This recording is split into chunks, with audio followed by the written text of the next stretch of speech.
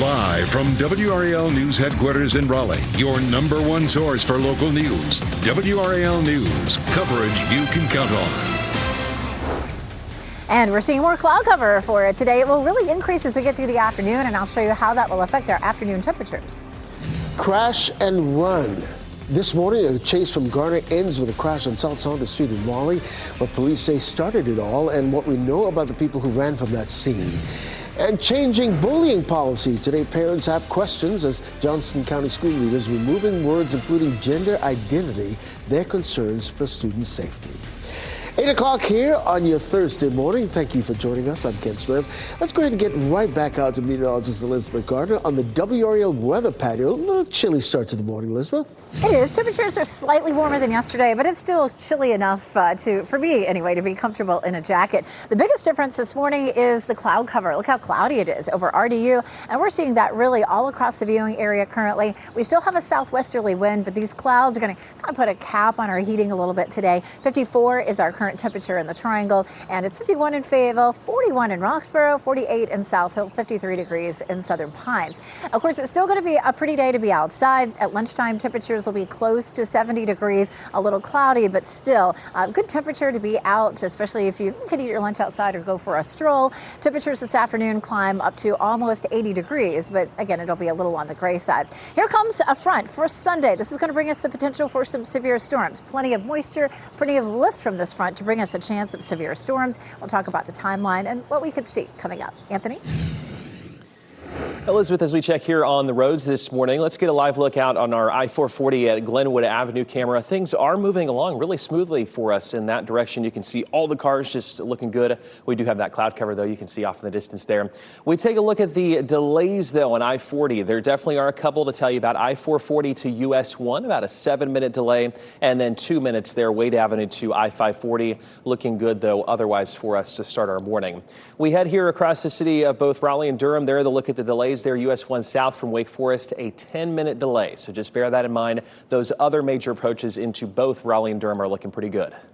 I want to bring you back into the WRAL Live Center. You saw me maybe 10 minutes ago as I told you about that bus that crashed with an SUV.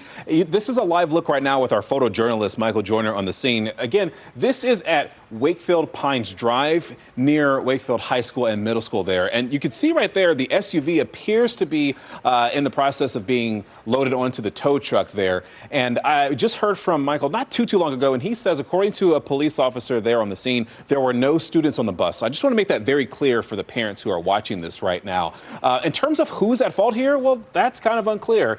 We're trying to get more information from the scene as we speak, but you'll just see the debris that was left behind, not just from the SUV that crashed, but appears to be from the bus as well. And so what we're working to learn here at WRAL News, again, who is at fault? Were there any injuries with the drivers here? And will there be any charges filed? Stay with WRAL News as we try to get more information for you this morning. Well, breaking news now. One person is in custody after a chase that ended with a crash on South Saunders Street near I-40. Garner police say the chase started when officers investigated a report of people checking door handles of cars in an apartment complex near Highway 70. After the crash, a man was arrested. A person under 18 was also taken into custody and released to a parent. A third person has not been found.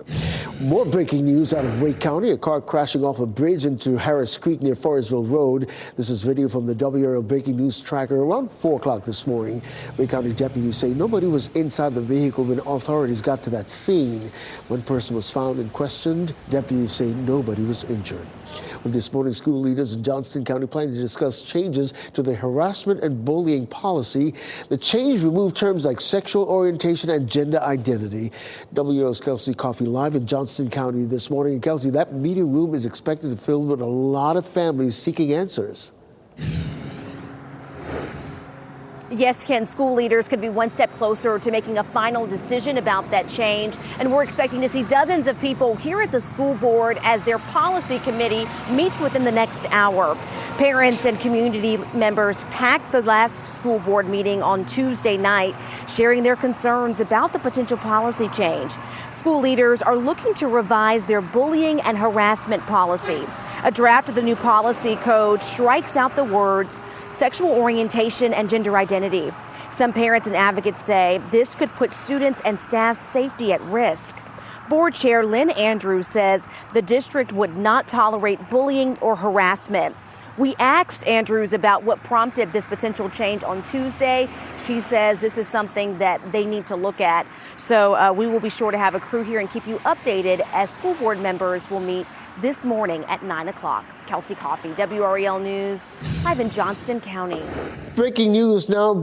Police in Oxford confirming 2 people were shot there this morning. Police say this happened on Maple Drive.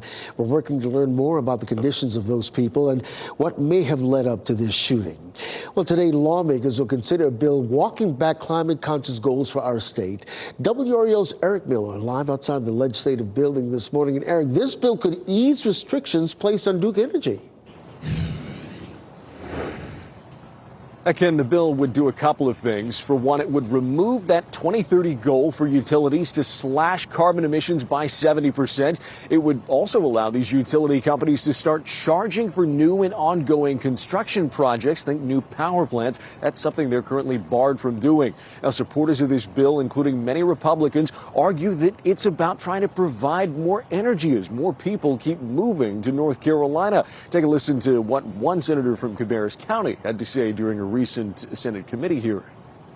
It's completely arbitrary to have a 70% by 2030 goal. It'll be lower cost and more reliability for North Carolinians. Now, opponents of this bill, including many Democrats, have argued that it could leave ratepayers on the hook for many of these ongoing construction projects if they keep getting delayed or potentially never built. There's also been concern for environmental advocates as well, what these changes could mean to the state's climate goals. Of course, all this likely to be debated on the Senate floor this afternoon. We'll be watching very closely to see what happens there. In Raleigh, Eric Miller, WRAL News. Legislation named after a Raleigh police officer who was killed in the Hedingham mass shooting moving forward. A State House committee approved the bill named after Gabriel Torres. He was on his way to work when he was killed in the Hedingham community. State law doesn't offer death benefits to families of law enforcement officers who were killed while on their way to or from work. The bill would change that. It now goes to the House Committee on Appropriations. In Vance County, the sheriff's office is searching for a man in connection with a murder. Deputies have added a $5,000 reward in their search for 19-year-old Dion LaShawn Bullock. Bullock was last seen on January 24th. He's wanted in connection with a shooting that happened back on January 11th. That's when authorities say Donnie Eskew was shot and killed in Henderson. With weather warming up, it's nice to get out and enjoy the sun, right? But a recent string of assaults on public walking trails have some people questioning their safety. Well, this week, police arrested 24-year-old Herminio Matrigo. He's accused of exposing himself to 2 women on Lakeland Trail. A couple of weeks ago on the same trail, a man was charged with sexual battery. He's accused of jumping on the 2 joggers and touching them inappropriately. And at Crabtree Valley Mall on Tuesday, a Kerryman was arrested for indecent exposure. This always seemed like a very safe area. It was always well traveled. We never even considered this being a safety issue, and we had no idea there were any incidents. Raleigh Parks and Rec suggests being aware of your surroundings and using walking trails with a companion. People who violate the code of conduct can be indefinitely suspended from all Raleigh Parks locations. A Denny's in Raleigh temporarily closed after kitchen fire this morning. We're talking about the location on Wake Forest Road. Fire crews were on the scene about 5 o'clock this morning. The fire was put out really before firefighters arrived. The restaurant will be closed until a fire inspection is complete. As soon as we get any information about that restaurant reopening, we pass it on to you. Well, happening today, people will come together in support of St. Augustine's University and its efforts to maintain its accreditation status. The Save SAU Coalition will gather tonight. In February, the accrediting board announced it will stand by its decision to revoke St. Aug's status. The reasons cited were financial instability and lack of oversight. University leaders are moving forward with arbitration. Tonight's community meeting happening at 6 this evening at the Tarboro Road Community Center. Well, today, Duke and UNC playing in the ACC men's quarterfinals. At noon, the number 1 seed Duke gets in action with Georgia Tech. Then at 2:30, UNC will play Wake Forest. The winner of that game will keep their chances to make the NCAA tournament alive. The loser will likely see their season come to an end. We have team coverage from the ACC tournament in Charlotte all week long. Chris Lee, Pat Walter, Brian Murphy bringing us all the latest information. Teams in the MEAC basketball tournament playing for spots in the Big Dance. In the women's tournament, 5th seed North Carolina Central plays 4th seed Coppin State at noon today. And on the men's side, 6th seed NCCU facing off against Delaware State. That's at 8 p.m. Those games are happening in Norfolk, Virginia. Well, today in Fayetteville, city leaders will discuss a potential new 911 call center. The city is considering either merging emergency call centers with Cumberland County or going ahead with plans to build its own. The special meeting gets started about 4:30 this afternoon at City Hall. Avoiding a shutdown. Congress running out of time to fund the government, but stopping lawmakers from making a deal and dropping the lineup. We're just weeks away from the return of the Dreamville Festival, when we'll learn who will take the stage this year. Let's get back out to the WRAL weather patio and welcome back in meteorologist Elizabeth Gardner.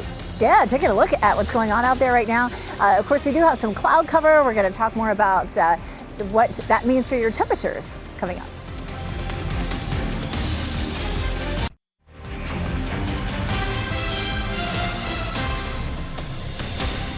Good morning at 8:13 to our loyal viewers down there in Moore County. You're looking live at the Pinehurst Resort and Country Club.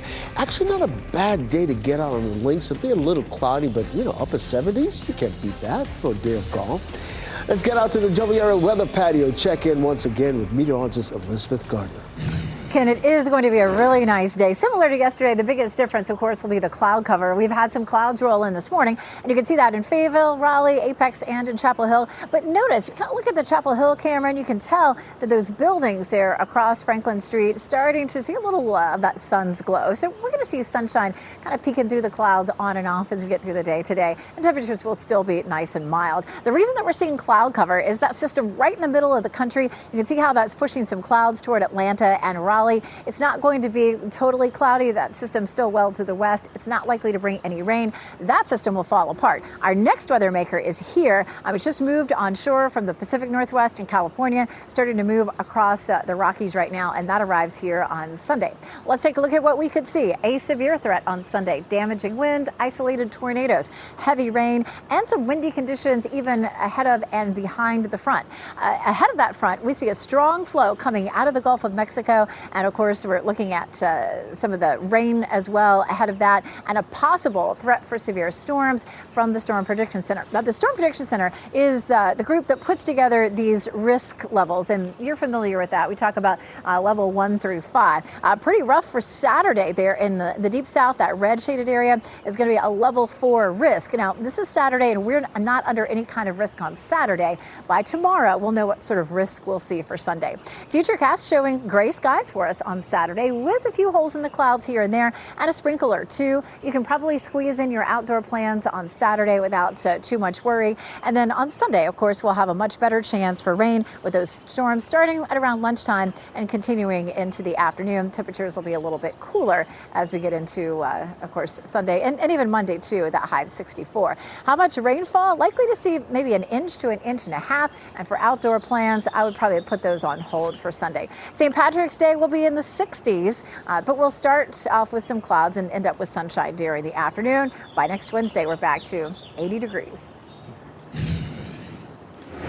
And Elizabeth, we get a check on the roads this morning. We did have a couple crashes to talk about earlier, and they have all cleared. So that's some great news if you are still headed out on the roads. A couple of minor delays there. You can see some of the red showing up I-540 to the north there of Raleigh. But for the majority of us, we're looking pretty good. Those crashes, like I said, have since cleared. Here's a look at the I-40 delays. I-440 to US 1, about 4 minutes. For perspective, that was about 15 not too long ago. So looking good. If that changes, we will let you know here on your Thursday morning.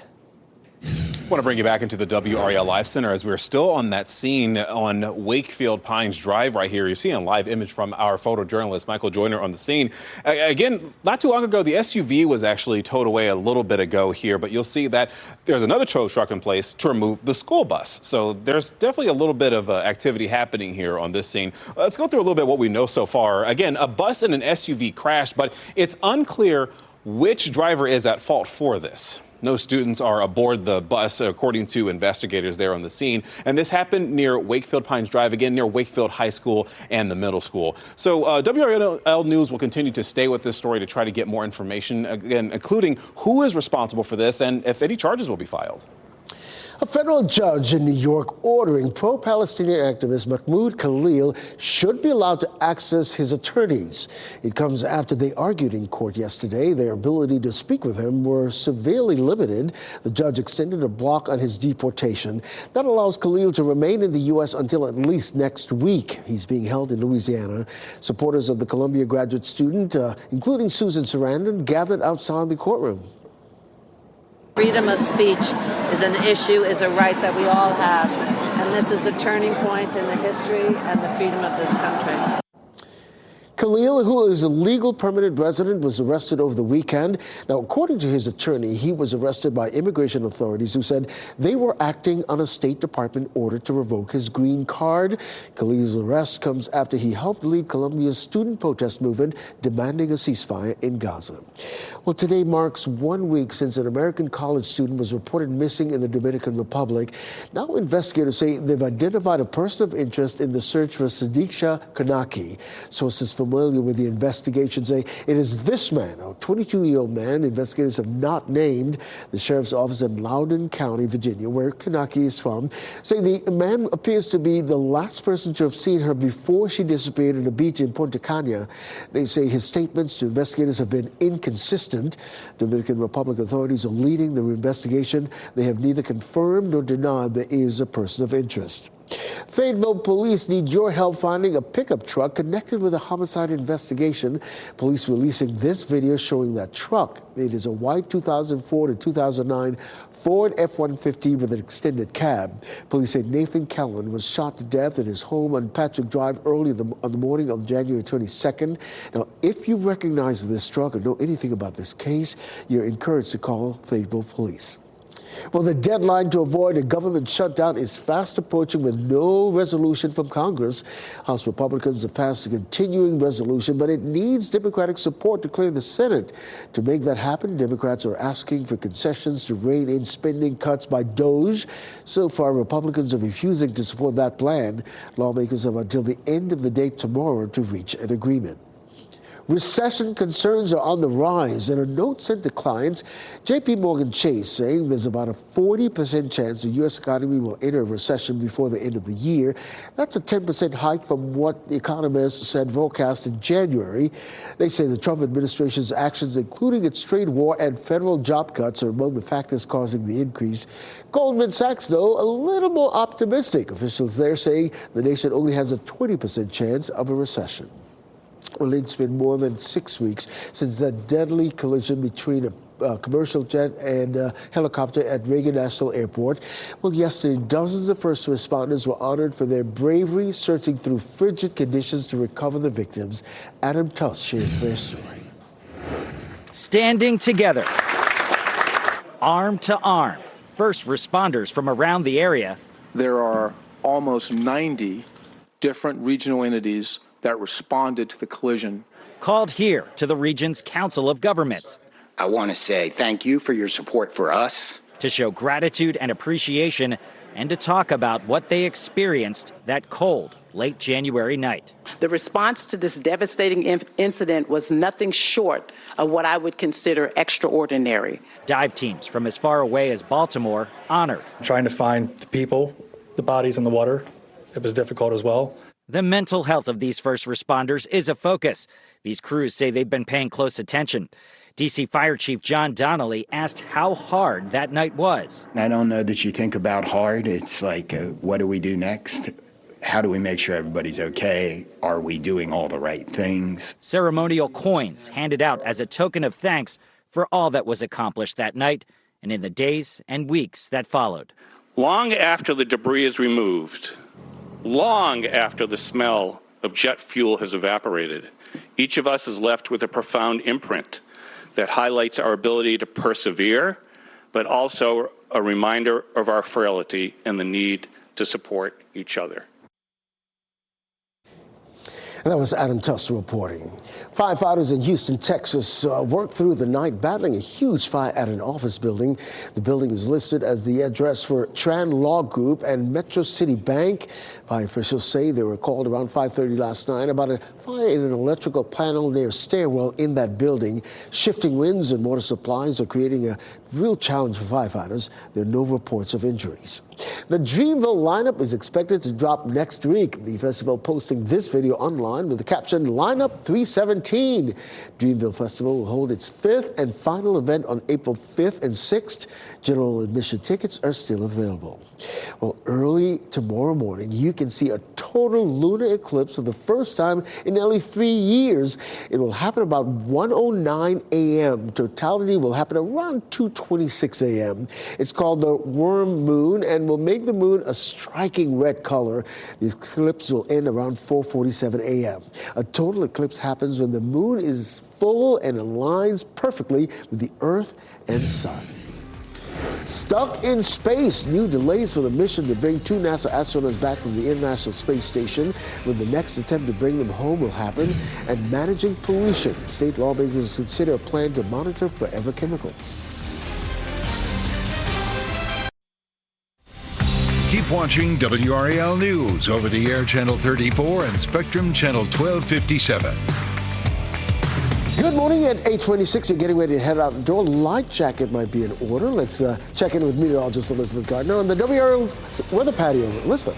Jacket definitely in order, definitely comfortable out here in the jacket, but it's a little warmer than it was this time yesterday. 48 in Wilson, 54 in Durham, and 51 in Fayetteville. We have more high thin cloud cover this morning, and we're going to see more clouds through the afternoon, but our temperatures this afternoon still going to be nice and warm. It's a cool 41 in Roxborough, 50 in Garner, 51 degrees in Cary, and we do have some gusty winds in our forecast later today, but right now our winds are fairly light at about 5 to 7 miles per hour. Because of those winds, we do have high brush fire danger again today, so you don't want to do any outdoor burning. Walking the dog today is going to be a treat.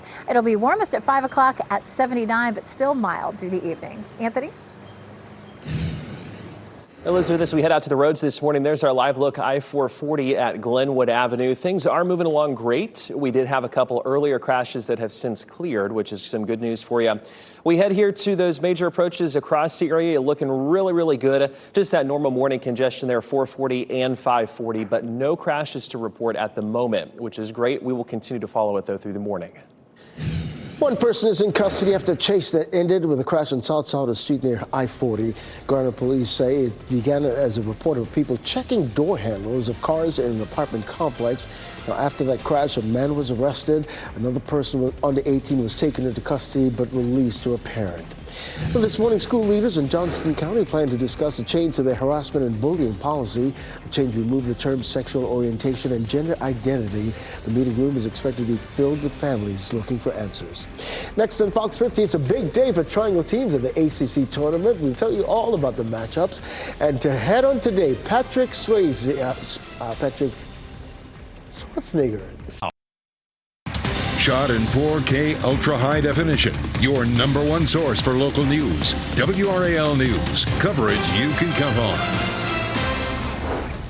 And we're looking at more cloud cover for today, especially as we get into this afternoon. I'll show you how that will affect our temperatures later today. This morning, Johnson County Schools considering removing certain language from its bullying and harassment policy.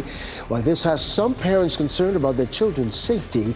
And the ACC heating up. Top seed Duke and UNC both play in the tournament today. The challenge the Tar Heels face as they try to get off the bubble and into the NCAA tournament. A definite must-win for the Tar Heels today. Thank you for staying with us here. I'm Ken Smith. Let's go ahead and get right back out to the WRAL weather patio and check in with meteorologist Elizabeth Gardner. Light coat is in order, Elizabeth.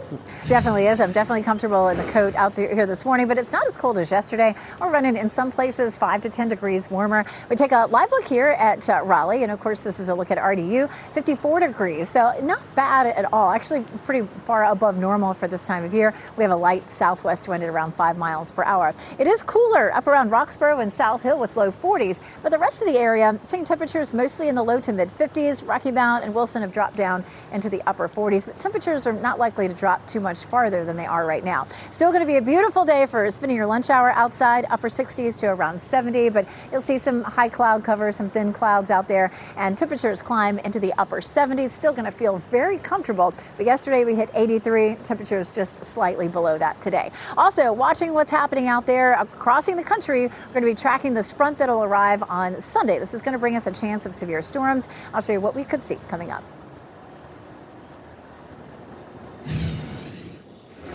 And as we get a check on the roads this morning, Elizabeth, here's our live look I-440 at Glenwood. Everything is moving along really smoothly out there. We did have a couple earlier crashes to tell you about, but they have all since cleared, which is great. We're going to continue to watch it pretty closely. There's one actually that just popped up, but all the other ones, we had about 4 or 5 across the area. They have since been cleared. We're going to get an update, though, on that one on 440. Otherwise, looks like just that normal morning congestion that we're going to continue to watch as we go through the next couple of hours for you. The major approaches into the city of Durham looking pretty good. Negligible delays at this point, but again, we'll continue to watch it closely. Many thanks. Breaking news now. One person is in custody after a chase that ended with a crash on South Saunders Street near I-40. Garner police say the chase started when officers investigated a report of people checking door handles of cars in an apartment complex. Now, after the crash, a man was arrested. A person under 18 was taken into custody and released to a parent. A third person has not been found. More breaking news out of Wake County. A car crashing off a bridge and into Harris Creek near Forestville Road. This is video from the WRAL breaking news track around 4 o'clock this morning. Wake County deputies say nobody was inside the vehicle when they arrived on that scene. One person was found and questioned, though. Deputies say nobody was injured. Well, today, Johnston County school leaders could get one step closer to changing how harassment and bullying is defended. WRAL's Kelsey Coffey explains the changes school leaders are considering and why some families are upset about it. School leaders are taking more steps towards a final decision about this policy change. We're expecting to see dozens of people here at the school board headquarters as the policy committee will meet this morning. Parents and community members packed the last board meeting on Tuesday night, sharing their concerns about the potential policy change. School leaders are looking to revise their bullying and harassment policy. A draft of that new policy code strikes out the words sexual orientation and gender identity. Some parents and advocates say this could put students and staff's safety at risk. Board Chair Lynn Andrews says the district would not tolerate bullying or harassment. We asked Andrews about what prompted this potential policy change on Tuesday. She says they just need to take a look at it. That school board meeting will be this morning at 9 o'clock. Kelsey Coffey, WRAL News in Johnston County. A Hope Mills family is asking for justice for a 19-year-old woman who was shot and killed. Doorbell camera video capturing the gunshots that killed Naisha Blue.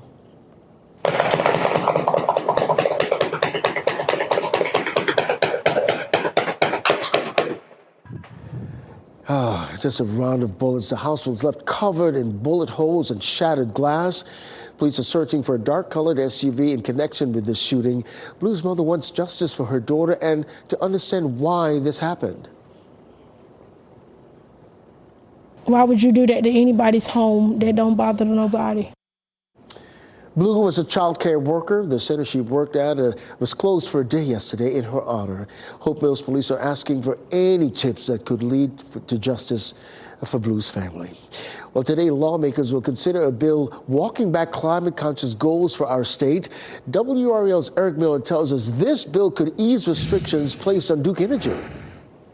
This bill would do a couple of things. For one, it would remove that 2030 goal for utilities to slash carbon emissions by 70%. It would also allow utilities to start charging customers for new and ongoing construction projects like new power plants. Opponents of this bill, including many Democrats, worry that could put ratepayers on the hook for construction projects that just keep getting delayed or potentially never even built. There's also concern from environmental advocates on what this could mean in the ongoing fight against climate change. This bill lets them off the hook from doing the work to meet the goals that they knew were coming and have been ignoring. We are heading towards a time when we will have more natural disasters hit. In North Carolina, we will be directly affected by this. Now, supporters of this bill, including many Republicans, argue it's necessary as the state continues to grow very quickly and energy needs are growing as well. We're watching very closely to hear what happens today as this bill is expected to be debated on the Senate floor. In Raleigh, Eric Miller, WRAL News. Well, Governor Josh Stein focusing on Helene recovery and school funding in his first State of the State address. The governor also focusing on efforts toward bipartisanship. Stein urged lawmakers to pass the Helene funding bill, a bill banning cell phones in schools, and a $4 billion school construction bond. The governor's calls for unity were cooled by the official GOP response, though, which focused more on national issues like immigration and inflation. Do not need to be pulled into those political games. We can create something better, something forward-looking right here in North Carolina, and we can do it together. If North Carolina Democrats want to continue the same old failed policies of Joe Biden and Kamala Harris, policies that left our borders open to criminal illegal aliens, sent inflation soaring, and allowed grown men to compete in women's sports, we won't stand for it. That was House Speaker Destin Hall talking about the GOP response. He says he looks forward to working with Governor Stein to get Helene survivors back in their homes. Right now, though, the $500 million Helene recovery bill is stalled as lawmakers debate how best to spend that money. Well, today, both Duke and UNC will be playing in the ACC quarterfinals in Charlotte. Number 1 seed Duke will take on Georgia Tech. That tip-off is scheduled for noon today. UNC will face Wake Forest this afternoon at 2:30 in a win-or-go-home matchup for both teams. WRAL's Pat Walter spoke with the star of the game for North Carolina, Jalen Jennings. It's a long shot, but UNC one step closer to punching their ticket to the NCAA tournament. They win! Jalen Withers went absolutely nuclear in a 76-56 win over Notre Dame. It's kind of exhilarating, like, being in my hometown. Career high, 21 points and a UNC ACC tournament record 7 made threes. Having a pretty good night like that, I think that's, something that anybody would really want. Tar Heels play Wake Forest today at 2:30, but first the Duke Blue Devils look to parlay their regular season title into a tournament one. And Flagg just drove it about 40 feet. 22-point favorites over Georgia Tech at noon. Cooper Flagg and company, the heavy favorites here in Charlotte. If UNC is going to make the NCAA tournament, a win over Duke might just be enough. The Tar Heels I talked to feel like they have what it takes to win the whole thing here in Charlotte. Seth Trimble called Wake Forest a get-back game for a 1-point loss earlier this season. Pat Welter, WRAL Sports, Charlotte. Yeah, we'll have to get past Wake Forest first. Well, catch coverage from the ACC tournament in Charlotte all this week. Chris Lee, Pat Welter, and Brian Murphy bring us all the latest developments. North Carolina leaders are debating a new plan to deal with PFAS. Those are toxic chemicals linked to cancer and other health problems. PFAS are called forever chemicals because they don't break down and they're already in the drinking water for millions of people in North Carolina. A new rule would require companies to monitor the chemicals, but it wouldn't force them to stop polluting. The Environmental Management Commission calls it a step forward, but environmental groups say this plan was shaped by industry, and that would let more than 600 companies keep dumping PFAS into rivers and streams. The goal is to play smoke and mirrors with the public and pretend like they're doing something while doing absolutely nothing. This is actually, in my opinion, a step back. Moving this rule forward is dangerous. It will provide industry with coverage to do nothing. And so in my mind, it's worse than doing nothing. Well, the commission is working on a similar plan for 1,4-dioxane, another toxic chemical that's been found in North Carolina drinking water. Back in December, Asheboro discharged 1,4-dioxane at more than 2,000 times the cancer risk levels. Well, saving dollars on dozens. A report about egg prices coming down. But we'll tell you why analysts say that the relief may be short-lived. And Ohana means family. Disney's popular Blue Alien crashing back to theaters. We have the first look at the all-new Lilo and Stitch movie. And today will feel rather warm and breezy. You're looking live at Fenton and Cary. Meteorologist Elizabeth Gardner telling us why conditions could be just right to view the total lunar eclipse happening overnight.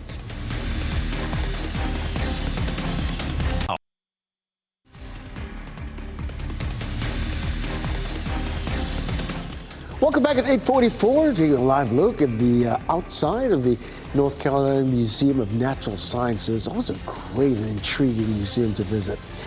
As always, we thank you for watching WRAL News, available on Hulu and the WRAL app on your TV or streaming device. Let's go ahead and get right back out to the WRAL weather patio, check in with meteorologist Elizabeth Gardner, tracking a chilly start, but warming up later on. Yeah, still going to see nice warm temperatures this afternoon, even though we're seeing a lot more cloud cover than we did yesterday. I'll take a live look at Zebulon right now, and you can see the gray skies there. There's some sunshine that's trying to peek through. They're not really thick clouds, just some high, thin clouds that we're seeing out here right now. 54 degrees and the Triangle, and we'll see those temperatures continuing to climb to around 70 by lunchtime. It's been cooler up near the Virginia line, of course, 43 in Roxborough, 42 in South Hill. Elsewhere, temperatures are mostly in the low to mid 50s. We are upper 40s in Rocky Mount and Wilson. I'll take a look at some other temperatures in the Triangle. Holly Springs 48, Apex 51, Cary 52, and Garner is at 50 degrees right now. Around town, we warm up nicely, 79 in Durham and Raleigh, and 81 for the high temperature in Fayetteville. Checking out Futurecast, let's talk about what we'll see as we get through the day. We're already seeing some high, thin clouds. Those will thicken up even more as we head through the afternoon. If Futurecast pops up, just a couple of green patches there, it wouldn't be out of the question to see maybe a quick sprinkle, but most of us won't end up seeing that. We will see a warm afternoon at 79 and then 76 degrees for tomorrow. Tomorrow's going to be beautiful. Saturday will be cloudy but warm, 82 degrees. That's going to be right ahead of the front. Will really warm things up. And then Sunday, we may start with some showers in the morning, afternoon, and evening thunderstorms. Some of those could be strong to severe. Today, we're going to see winds kind of all over the place, gusting 5 to 15. That does mean we still have high fire danger for today, so just keep that in mind. Pollen count is medium for trees. No yellow pine pollen yet, at least that I've seen. But juniper, cedar, cypress, elm are probably still affecting folks that are sensitive to tree pollen. Our best chance of rain is Sunday, but we could see just a few light showers on Saturday. It's probably not going to be enough to change your Saturday plans, though. Looking forward to this total lunar eclipse tomorrow morning. It begins at 1. It's in totality at about 2:30 or so. 4:45 it ends. And of course, NASA Ambassador Tony Rice here for our 9 o'clock newscast to talk a little bit more about the eclipse. Exciting stuff.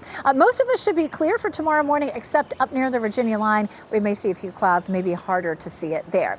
Nice warm weekend, but again, we'll be watching that chance for some severe storms on Sunday. We're a little bit cooler on Monday for St. Patrick's Day. The time's 8:46 here in the WRAL Life Center with a breaking update from President Donald Trump. He is threatening to lay a 200% tariff on all wines, champagnes, and other alcoholic products from the European Union. In his post that he made just shy of 8 o'clock this morning, he says the European Union is one of the most hostile and abusive tax and tariffing authorities in the world, which was formed for the sole purpose of taking advantage of the United States. That's what he's saying there. And he's saying that it put a, quote, nasty 50% tariff on whiskey. And so this seems to be his response to that. But this is also the EU's response to his tariffs being placed on steel and aluminum that is also now in effect for all countries, as we've been reporting this morning on WRAL News. I'll watch closely to see how EU leaders are responding to that this very morning. Law enforcement responded to reports of a possible person at a California Children's Hospital with a weapon. This was the scene last night at the Loma Linda Hospital University Children's Hospital in San Bernardino. Now, according to authorities, a call came in around 6 last evening to a non-emergency line with a man saying that he was hearing voices in his head and he wanted to kill people. He then proceeded to say that he was armed and was entering the hospital. Patients had to shelter in their rooms as police worked to clear that facility. Fortunately, no gunshots were heard and there were no reports of any injuries, no word on any arrests at this time. Cases of whooping cough all across the state have more than doubled compared to this time last year. That's according to the State Department of Health and Human Services. Now, this year, there have been at least 106 cases identified in North Carolina compared to the same time last year. There were 40 cases reported in the first 3 months of 2024. That's a 165% increase in all cases. Now, school-aged children and infants made up the most cases, and the persistent traditionally hits the summer and fall. We asked the head of UNC's Pediatric Emergency Department whether there's an outbreak on the horizon. You don't want to, fearmonger, but, this could be a sign of things to come, or it might not. It could just, we're falling back into normal patterns of this bacteria spreading through the communities. So it might be too early to say. State DHHS says only half of the people diagnosed so far this year are up to date on their whooping cough or Tdap vaccine. Well, authorities say a medical emergency was the cause of a multi-vehicle accident involving a Wake County school bus. You see the video right there. This all happened on the exit ramp of Interstate 40 east to Rock Quarry Road just before 5 last evening.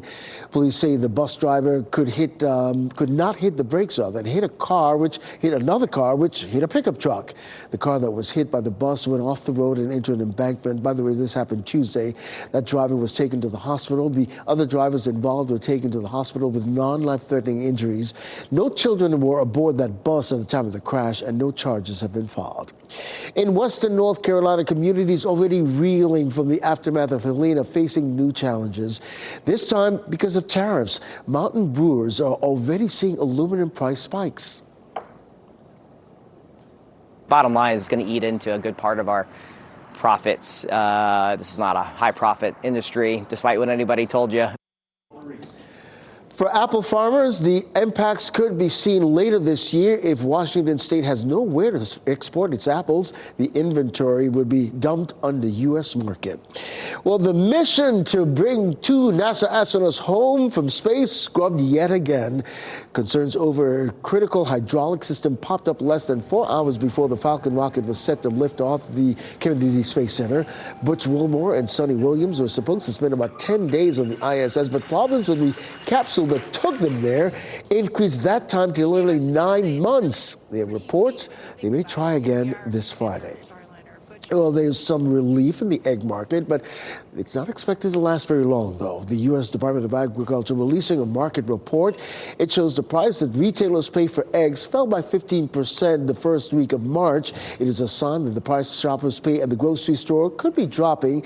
Prices are expected to spike again when Eastern Passover happen, bringing a renewed demand for eggs. From action thrillers in theaters to a new sci-fi adventure on streaming, we'll take a look at this week's releases with Ashley Dvorkin.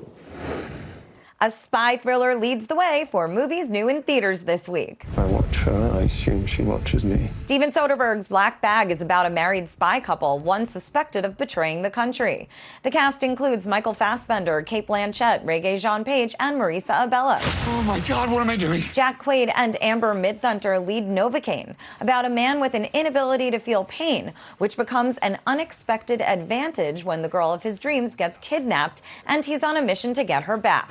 Nothing can stop me now. The Day the Earth Blew Up, a Looney Tunes movie, a buddy comedy with Porky Pig and Daffy Duck, is the first fully animated feature-length Looney Tunes film. I miss you a lot. Samara Weaving and Ray Nicholson lead the horror comedy Borderline, about a 90s pop star trying to escape a stalker in her home with grand delusions of a wedding. I was seeing hatred. The documentary October 8, directed by Wendy Sachs and executive produced by Deborah Messing, is a look at the rise of anti-Semitism on college campuses, social media, and in the streets of America, starting the day after Hamas's attack on Israel, October 7th. I promise you I'll get you back. In theaters, on digital, and on demand is High Rollers, starring John Travolta and Gina Gershon.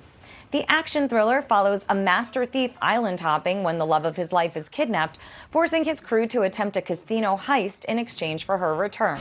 I am going to save my brother. And on streaming, Millie Bobby Brown and Chris Pratt lead The Electric State on Netflix. Set in an alternate 1990s in the aftermath of a robot uprising, an orphan teen ventures across the American West, searching for her brother along with a robot, a smuggler, and his sidekick.